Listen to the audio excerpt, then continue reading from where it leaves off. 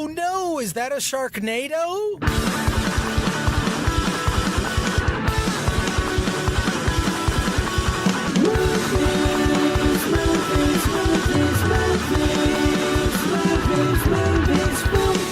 Welcome to the Film Threat Podcast. I am Chris Gore, sometimes known as That Chris Gore, and I'm joined, finally, by... Anthony Ray Bench. How's it going, everybody? Hey, so Anthony's here, where we just... Well, I'll tell you what we're doing this time. We're actually recording a podcast. This is like carpool karaoke. We thought that... No, carpool karaoke is a real thing. Yeah. So... Carpool Movie Reviews. Yeah, yes, we're recording this podcast actually as we're driving back. Actually, Anthony's driving me back home. Yep. From a concert we just saw at the Wiltern, which Royal Blood was freaking awesome. And the opening act Wells. Opening act awesome. Wells, yes. No relation to Orson Welles. Or is there? I kind of wish there was. Like, if Orson Welles, if there was a band that was a tribute band to, like, Orson Welles, that would be an awesome If there was a band with Orson Welles in it, that would be amazing. Well, yeah, of course. It would be great. Because he's dead. But, yeah, Orson Welles, like, I don't know. I love that there's, like, you can actually find on YouTube all kinds of videos of Orson Welles doing, the drunk pee commercial? Yes. Hilarious. Yeah. Talk about that commercial for a second. It's basically Orson Welles, like, he got, like, hired by this frozen pea company, and he does so many outtakes, like, he cannot get the lines done, and he just starts getting belligerent and drunk and mean, and it's amazing. Well, there's also, Orson Welles actually narrated the trailers for Star Trek: The Motion Picture. Oh, I had no idea. Yeah, he did. That's awesome. Yeah, and a friend of mine, Darren Doctorman, actually restored them. Oh, cool.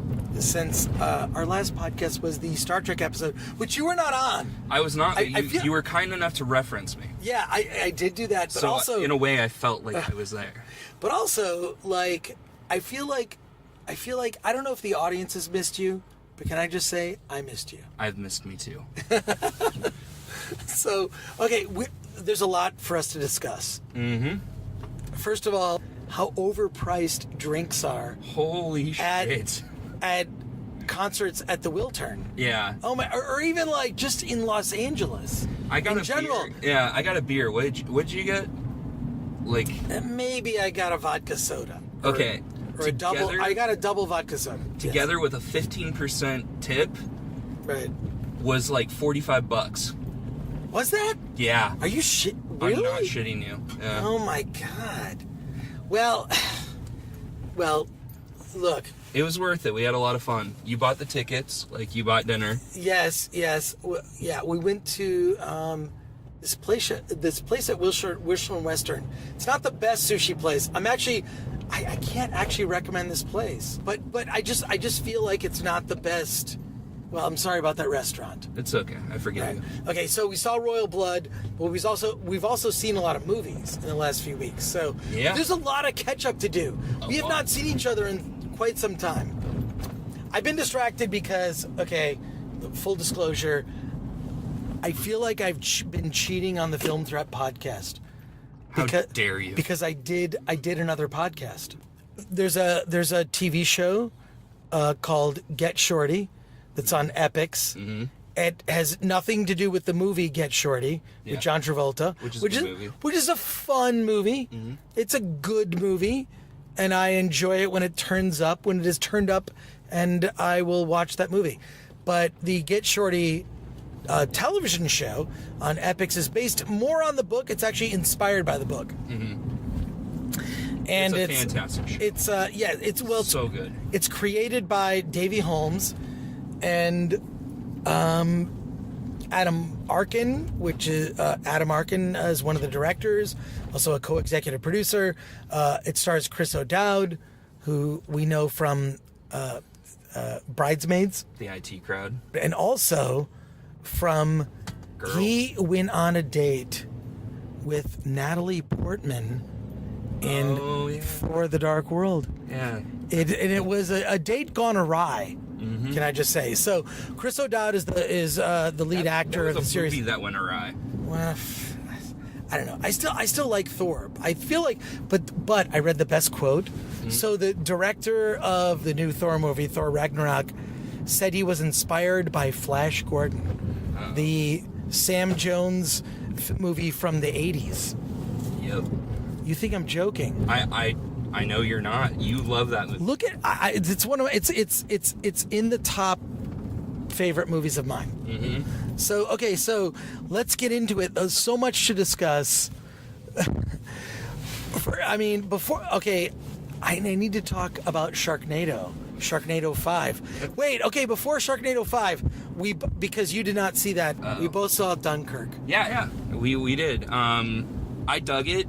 I think the narrative, like the way that they told the story, and then like how they played with time, like basically they told 3 different stories: air, land, and sea. Here's the weird thing: is that they did this whole thing where like the stories take place in different times. Yeah, and so they there's interlap. like a week, a day, and an hour. Yeah, I didn't. So the air is like an hour. The day is like the boat, and then the week is the beachfront. Okay, yeah, that makes sense. I didn't care for that. No, that was smart. It was Christopher Nolan playing with time. It's a very cinematic nerd. It's basically a movie nerd thing that like movie nerds would appreciate it. But I feel like you're a movie nerd. Yeah, I'm a movie nerd. I just got confused. I didn't know. Like it took me a while to realize. Okay, all these things are happening over different periods of time. I didn't like it. I loved it. I was riveted. No, I thought it was so loved beautiful. the movie. I just didn't like how they were playing with time. Like that just didn't do it for me. Okay, the movie. here's what I love about the movie. Name one of the characters. Yeah, Kenneth Branagh is No, the actor no. who plays a character, and I have no idea. They never really tell you what the names of the characters are. There's not a lot of dialogue. Well, I even love that because there's the skinny, gangly guy that's on the beach that's just doing anything he can to just get out of there, right? At first he's like, all right, let's take this guy who's injured and let's go on the dock and we'll actually escape that way. And they walk up the dock carrying the guy, and it all takes place in like real time. They're just carrying this guy on a dock, right? And then they can't be allowed on the boat, right? So they sort of hang back. The boat's full, so they hang on the dock. But then that boat sinks. Not good for them. Okay. Oh shoot! I should have mentioned spoilers. We're not going to talk a lot of spoilers. But back to the Get Shorty thing.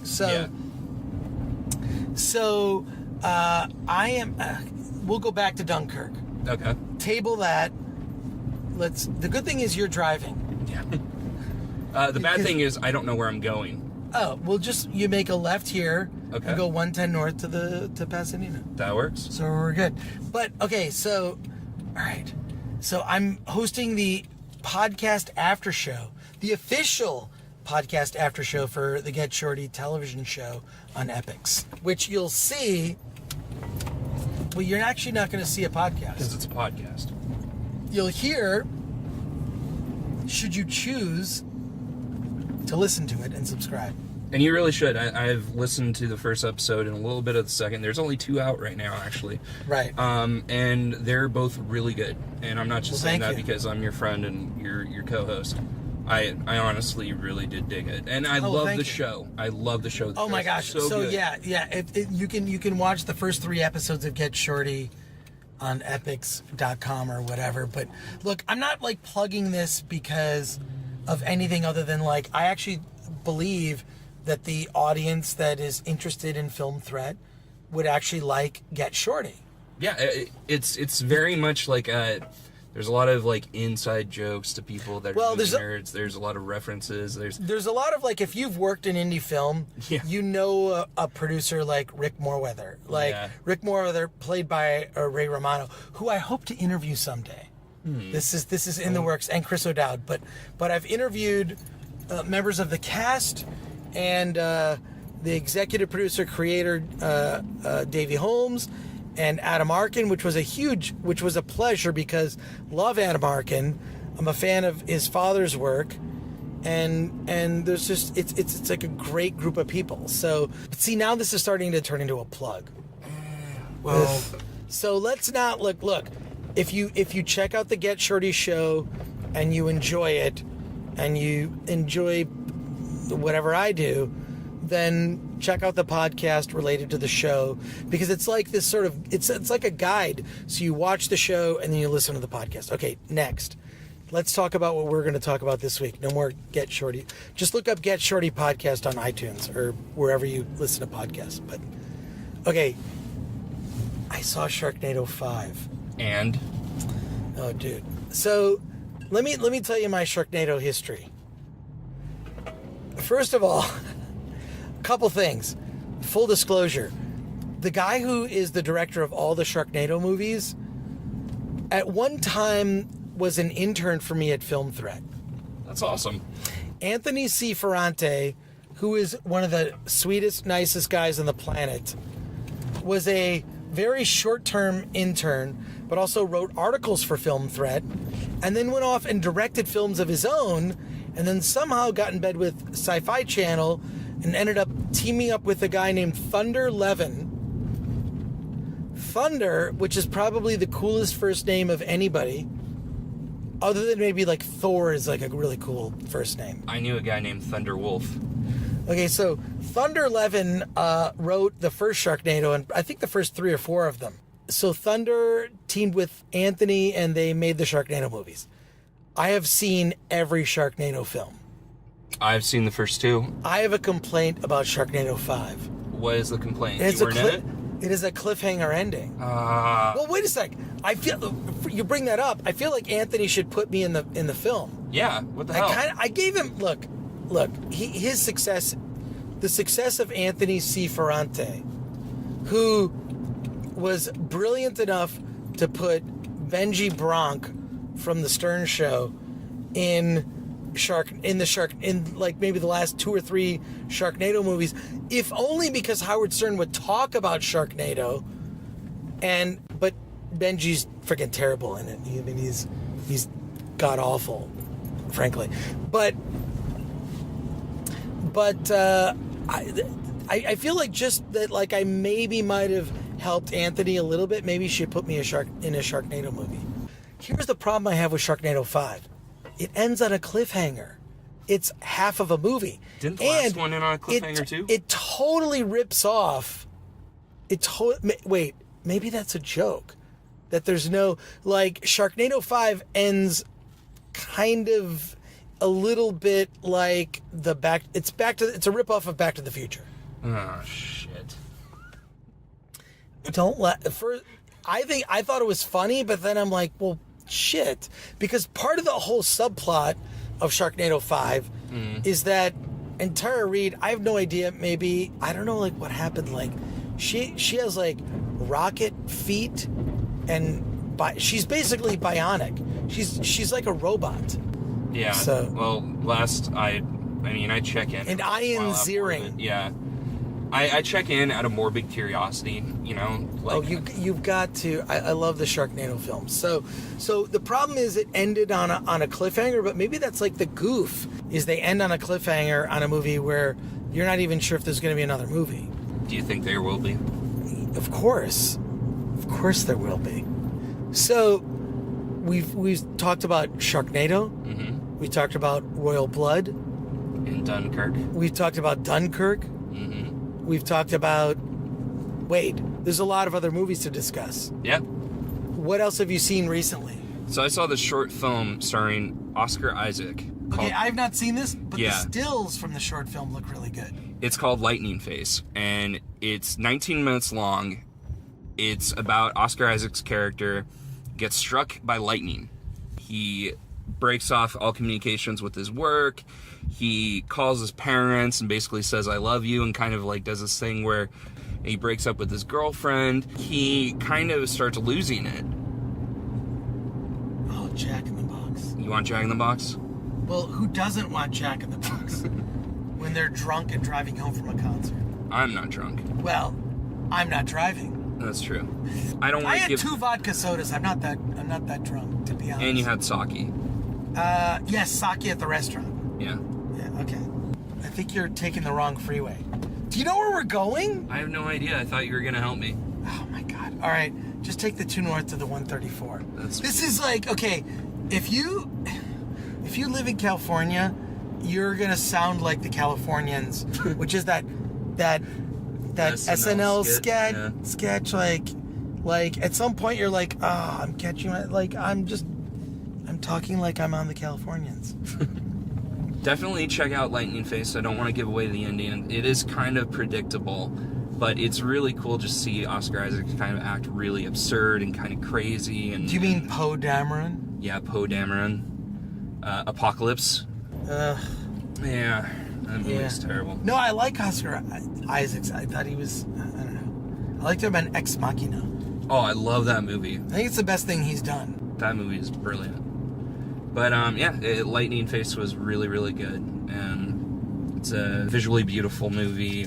And it's just fun to see like an actor kind of just, have a mental breakdown on screen. So check it out. It's on Vimeo. You can watch it. You don't have to pay anything. It's on Vimeo? It's on Vimeo. So, but they should also read your review on filmthreat.com. Yes. Which will appear on there at some point. The other one I saw was Demon Hunter. And Demon Hunter fails on way too many levels for me to even give it any semblance of a recommendation. It's about this badass, kind of think Buffy the Vampire Slayer without the personality. She hunts demons, and she's on the trail of like a big bad demon named Falstaff. And then there's a detective that gets involved because the detective's daughter has been kidnapped by the demon, and the detective seeks out, the demon hunter, Taryn, her name is, to help. Taryn, yeah. Like the original title of this Earth? movie. Yeah. Like a Taryn? Mm-hmm. It's obvious they were trying to go with a Buffy the Vampire Slayer vibe, but it doesn't have the charm and the humor of Buffy the Vampire Slayer. So it kind of comes off as this really dated, cheesy, late 90s, early 2000s movie. Like, it has the techno, it has the cheesy one-liners. The first thing the protagonist says in the film is, "Hey, ho," and then punches the demon and says, "Let's go." Like, it's that kind of stuff that is just very dated. And also, it's kind of funny. I feel kind of bad bringing this up, but the lead actress performs one of the songs during like this funeral scene. It reminded me so much of the 2003 Daredevil movie. You're talking about the Ben Affleck Daredevil one. Oh, wow. Yeah, where they played Evanescence, and it's kind of like, now we kind of laugh at like, Evanescence was popular back then, but now it's kind of, silly and everything. This movie came out, I think it finished production in 2016. It's just been looking for distribution. 2016, there is no excuse for the cheesy funeral song trying to sound like Evanescence. There's no excuse. I wouldn't recommend it. It's honestly, like, it reminds me of like a movie that they put in a time capsule in the year 2001 and they dug it up. And yeah, it's not very good. Can I just say I'm really disappointed? Because based on the photos that I saw, it looks really good. Yeah, That's another thing. Like, she has this makeup in a lot of the trailers that I was watching for it before I actually watched the movie. It's trying to be like The Crow, where Eric Draven like puts on the makeup and there's like blistering rock music on the background. It's so hilariously bad that it made me laugh. Like, I'm sorry. Like, this movie would have been great if it didn't take itself so seriously, but it takes itself way too fucking seriously. I feel like we're lost. Yeah. Because now we're going to Dodger Stadium. I don't want to go to Dodger Stadium. That's your choice. That's what the sign says. The sign says you're going to Dodger Stadium. Okay, so where should I go? Well, we're now at Dodger Stadium. So you need to turn around. Yeah. This is live podcasting, everybody. Now this is podcasting. So, okay, so I'm disappointed because I feel like, based on what I saw, it looked amazing. You know what? I will say this for it. It's a very take the 5 north if you can. This is going to be a thread now. Is how do we get how do we get to where we're going? I will say this about Demon Hunter. Right. It has a lot of ambitious ideas, but yeah, as it stands, I can't recommend it. Well, I'm disappointed to hear this. I'm sorry to disappoint you. Now, I have not seen a lot of movies lately. Mm-hmm. Mostly, I've been traveling. I've been watching Get Shorty. Going to Star Trek conventions without I me. went to a Star Trek convention without you. Yeah. Don't hold it against me. I've also been watching Game of Thrones. Oh, Game of Thrones. So, I know Game of Thrones is not, we're not doing a Game of Thrones podcast, but you and I both watched the show. And it's And better than all the movies out in theaters right now. there are episodes of Game of Thrones. I'm speaking specifically of 2 episodes ago. The dragon, dragon battling the Lannisters, Lannister army, and the devastation. Like, oh my God, it's as good as movies I have seen. It is such a good show. It's also a show where I've seen every episode at least twice. Because we were talking today, I was speaking with some coworkers. Mm-hmm. I was speaking with coworkers. Yeah, We were talking about we were talking about like shows you can binge watch and keep on in the background. For example, let me give you a good example. If you have a Netflix subscription, you might be able to binge watch The Unbreakable Kimmy Schmidt. And you can keep it in the background and you can pay half attention to it and you will get enough out of that show. But if you have Game of Thrones on in the background, you're going to be lost. You will be lost. Yeah, that's fair. I'm telling you, you're going to be like, you have to pay attention. In fact, I think you and I earlier when we were having dinner spoke about that it's better if you watch Game of Thrones with the closed captioning on. Oh, yeah, yeah. Because, for example, you'll end up learning the correct spellings and names of certain characters. Like there's the giant from last season who was in the Battle of the Bastards, who was named Wun-Wun. You wouldn't have known that Wun-Wun was named Wun-Wun if not for the fact that I had the closed captioning on my HBO Go account. Yeah, it definitely helps with the name memorization. Like, I know a lot of people kind of watch it and they're like, oh, did you check out what the bald guy did? But, like... But you kind of come up with your own nicknames for the characters, like, the redhead witch, the bald guy, the dude that's creepy in the background with the little fingers, because his name's Little Fingers. That sort of thing. If you watch it with the captions, it's easier to learn the names and sound like you're actually... Pretty much everyone who's been on that show has done nudity. Yeah, pretty much. There's, it's if you're going to be on Game of Thrones, you're going to suffer a gruesome death, and you might be naked at some point. Now, here's my theory about Game of Thrones. Mm-hmm. Because there are, I think, 8 episodes left. Yeah. Technically. Right? There's only 8 episodes. And here's the deal. So there's 8 episodes, 2 left this season at the time we're recording this, and then I think another 6 the next season, although the rumor is now that those 6 episodes are going to be about an hour and a half to 2 hours each. They're kind of, you know what? They're kind of fucking over the talent by saying, well, this is an episode because they get paid per episode. But what they're doing is they're extending the amount of time for each episode. They don't have like something in their contracts to kind of take care of that? I don't know. Because I haven't heard anybody like really speak up about it. I don't know. There are fewer and fewer characters now. They keep getting killed off. That's true. So here's my theory. Everyone is vying. They want the throne, right? Everyone wants to sit on that throne. Cersei is sitting on the throne, wants to remain on the throne. Daenerys Stormborn, she wants to be on the throne. Everyone wants this throne.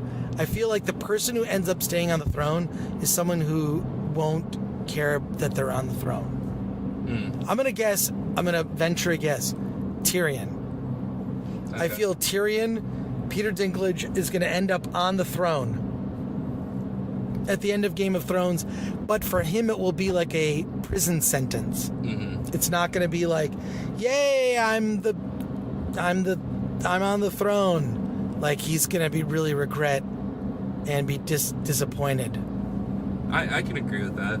That sounds like a logical conclusion. Okay, so that's my Game of Thrones theory. Now, all right, back to you've seen a couple of other indie films. You saw a Western, right? Like what? Yeah, The Legend of Ben Hall. It's a low-budget, independent, biographical movie about this guy named Ben Hall, who's like, an Australian legend. It's not very good. It has like a made-for-TV movie kind of feel, like the way it's shot and the way it's acted. The acting is terrible. Really? Yeah. Oh, that's disappointing. I'm a big fan of The Man from Snowy River. I love that movie, like Kirk Douglas. Like, I was really looking forward to checking this movie out. The acting is so bad. There's this guy named Jack Gilbert. That's the character name based on a real life person. But the actor playing Jack Gilbert is the most irritating and annoying actor I've ever watched. Like, he does the characters just like this kind of like jester. Like, he has a really just atrocious laugh. Like, really? That's like what the laugh is? That's pretty much the laugh. You know what it is? Like, he saw Tombstone, and he's like, oh, Val Kilmer and all his quirks playing Doc Holliday, like, I want to play that character. And he went way overboard with it. With a movie based on historical facts, I feel that it's successful if I want to look more into the real life incidents behind the movie. This, I don't care. Like, I don't know why Ben Hall is a legend in Australia. The movie didn't show me that. The movie didn't show me an interesting character. It failed on all levels to entertain me. It was boring. The actors were bad. And I was bummed. I love Westerns. I feel like all the Western stories have been done here in the States, and I would have liked to see one taking place elsewhere. You know what's a Western story that you and I discussed earlier today that has not been made yet, which is the story of Obi-Wan Kenobi on Tatooine. Oh my God, that's Western. I cannot wait to see. I feel like, yes, I hope it happens. It would be the only Star Wars movie with no spaceships, because Obi-Wan, he's on Tatooine, and then that's it. Mm-hmm. He's pretty much just creeping on a young boy. Yeah.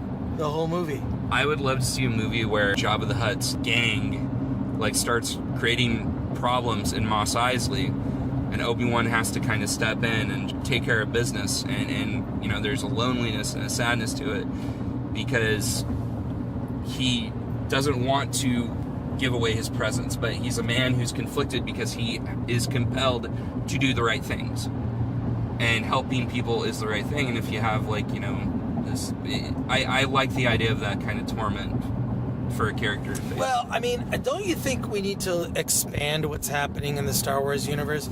Don't you think we need to see a young Wedge? We need to see the young Wedge movie. Yeah.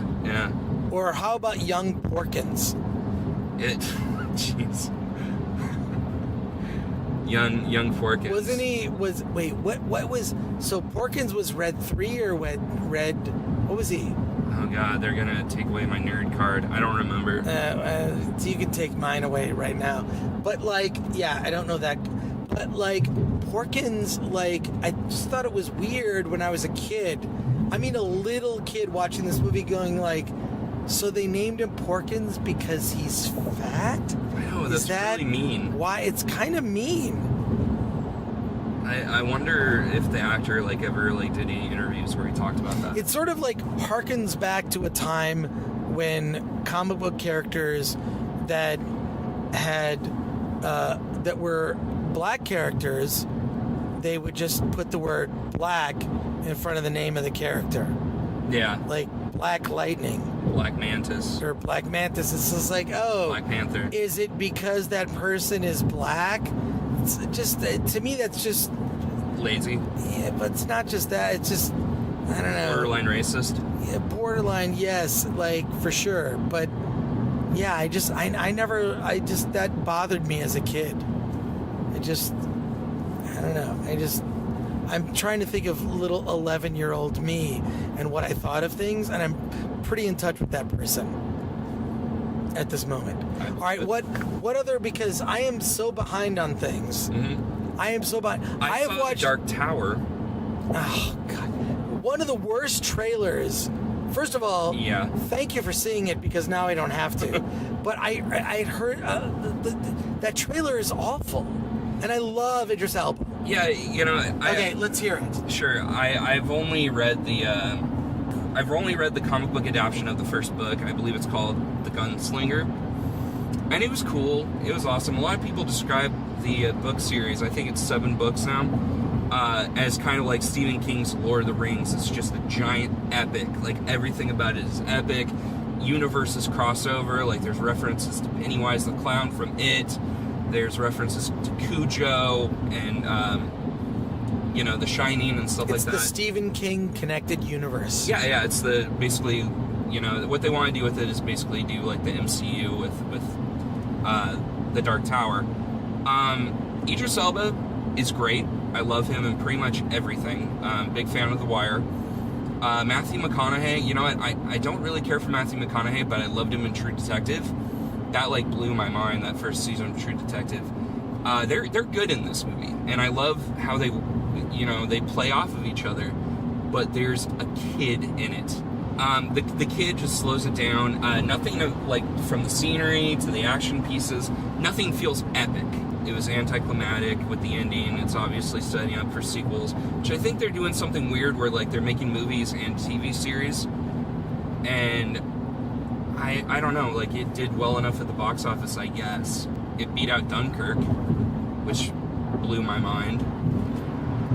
But I wouldn't recommend it. Yeah. Well, that's disappointing, but not surprising based on the trailer.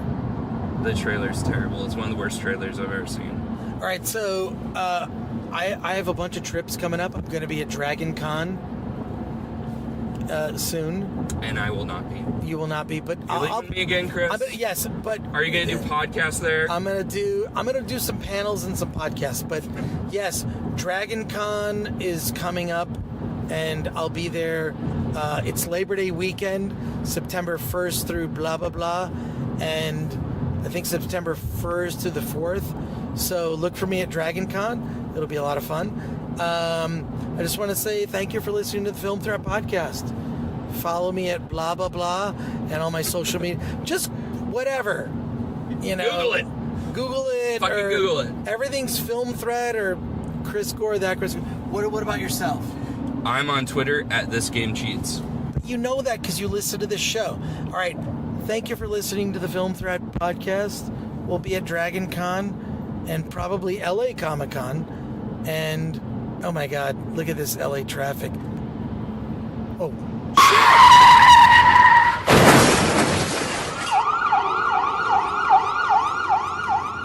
Let's get out of here.